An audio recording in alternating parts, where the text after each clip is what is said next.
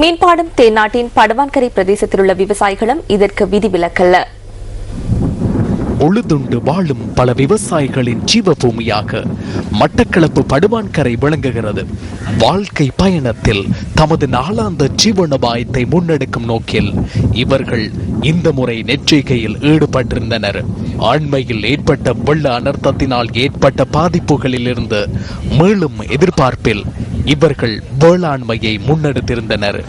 எனினும் கடன்பட்டு விவசாயிகள் முன்னெடுத்த முயற்சிக்கு கடந்த முறையை போன்று இந்த முறையும் மழை வெள்ளம் குந்தகமாக அமைந்திருந்தது.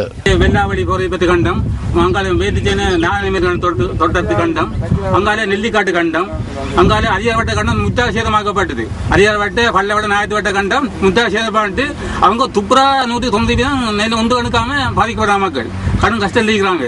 அறுவடையின் பின்னர் வரும் மகிழ்ச்சியை மறந்து சோகம் தோய்ந்த முகங்களுடன் நெல்லை உரிய விலைக்கு கொள்வனவு செய்பவர்களை எதிர்பார்த்திருந்த விவசாயிகளுக்கு இன்று ஏமாற்றமே எஞ்சி உள்ளது.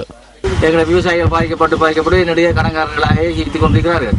அவங்களுக்கு உரிய முறைப்படி மானியங்கள் வழங்கப்படுறதில்ல, உரிய நேரத்துக்கு அந்த நெற்கொள்ளுநர்கள் நடைபெறதில்லை. அப்போ இதனால அவங்களுக்கு உரிய குறைஞ்ச விளைவில் நெல் எடுத்தாலும் கூட கூடிய விலைக்கு விற்கக்கூடிய ஒரு கட்டத்தில் தள்ளப்பட்டிருக்கிறாங்க.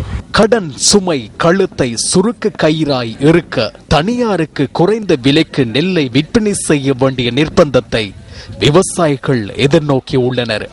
வெள்ளமாய் வந்த இயற்கையின் சீற்றம் ஓய்ந்த பின்னரும் கடன்பட்டு கலங்கி நிற்கும் படுவான்கரை விவசாயிகளின் ஈடேற்றம் தொடர்பில் காலமே பதில் சொல்ல வேண்டும்.